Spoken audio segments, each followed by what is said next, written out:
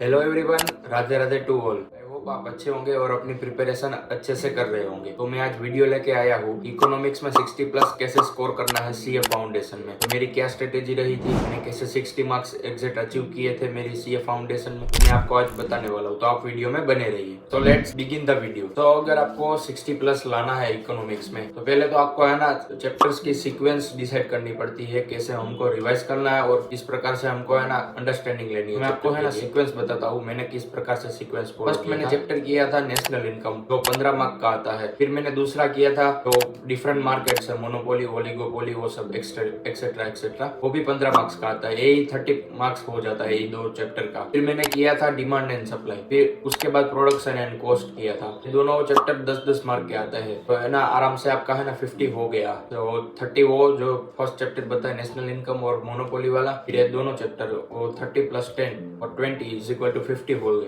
ये 50 मार्क्स का हो जाता है। ये पूरा आप 4 चैप्टर करोगे ना, तो हमको तो 60 प्लस लाना है। उसके लिए है ना आप छोटा सा चैप्टर है दो, वो ऐड कर सकते हैं। जो है ना फर्स्ट चैप्टर कर सकते हैं, जो इंट्रोडक्शन वाला है वो, और दूसरा है ना अब बिजनेस साइकिल छोटा सा ही है, वो दोनों 5-5 मार्क्स के है ना आते हैं। तो है ना वो 10 मार्क्स हो जाए, तो आपके यहाँ पे 60 होते हैं। बट हमको तो 60 प्लस लाना, हमको क्या पता वहाँ पे जो एमसीक्यू पूछे, जो 60 में से 60 हमारे आ जाएंगे, ये चैप्टर करके जाएंगे। हमको रिस्क फ्री जाना है, उसके लिए है ना आपको और 2 एक्स्ट्रा चैप्टर करने हैं। इंडियन इकोनॉमी भी कर सकते हैं, मनी मार्केट कर सकते हैं, और पब्लिक फाइनेंस भी इजी चैप्टर है, उतना कुछ डिफिकल्ट नहीं है। वो कॉन्सेप्ट आना चाहिए कि ये बोलना क्या चाहता है क्वेश्चन, है ना। आप इतना करके जाओगे तो आपका आराम से 60 प्लस आ जाएगा। और इतना भी नहीं होता कि एमसीक्यू बहुत हार्ड आते हैं, इजी आते हैं। और कोई एमसीक्यू ऐसे होते हैं जो मॉडरेट लेवल के होते हैं और कुछ डिफिकल्ट होते हैं। ऐसा कुछ ऐसा भी होंगे 10 कि वो डिफिकल्ट होंगे, जो 20-25 मॉडरेट होंगे और बाकी सब इजी होंगे।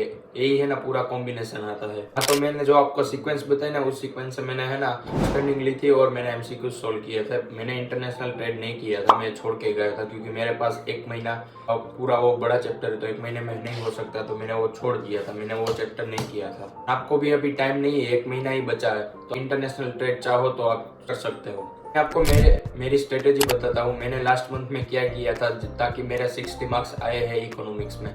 मुझे जो कॉन्सेप्ट आता था, मैंने वीडियो लेक्चर्स देखा था, वहां से मैंने है ना नोट्स बनाए थे, सेल्फ नोट्स। वो सेल्फ नोट्स मैंने है ना के लिए है ना मुझे जितना आता था ना उतना मैंने है ना पूरे महीने में रिवाइज किया। रिवाइज मतलब जो मैंने लिखे वो मैंने नोट्स को है ना एक बार देखा, दूसरी बार देखा, तीसरी बार देखा। आईसीए के पीछे, स्टडी मटेरियल के पीछे जो एमसीक्यू दिए होते हैं ना, वो मैंने एमसीक्यू सोल्व किए। एमसीक्यू सोल्व करने के बाद अभी हमको तो पता नहीं है कि एमसीक्यू कहाँ से आएंगे, तो उसके लिए है ना पीवाईक्यू हमको देखने पड़ते। तो मैंने है ना यूट्यूब में फ्री में अभी पीवाईक्यू अवेलेबल है, मैंने पीवाईक्यू सर्च किया और मैंने है ना वहाँ पे पीवाईक्यू सोल्व किए। सर वीडियो चला रहे थे तो मैं है ना पॉज कर देता होता, मैं अपनी तरह से सोचता था कि मैं इसका आंसर क्या आएगा। फिर मैं रिज्यूम करके देखता था मैं सही हुआ गलत हूँ, देखता था कि अगर गलत हुआ है तो मैं डिमोटिवेट नहीं होता था। मैं देखता था कि ये कहना क्या चाहता है और उसका पीछे का रोज किया। तो आपको भी ऐसे ही करना, एमसीक्यू हो जाए तो आपको कॉन्सेप्ट आ जाए तो आपको टेस्ट करना है कि मुझे कितना आता है। उसके लिए आपको पीवाईक्यू करना ही पड़ेगा, और पीवाईक्यू से आपको पता भी चल जाएगा कि कैसा आईसीए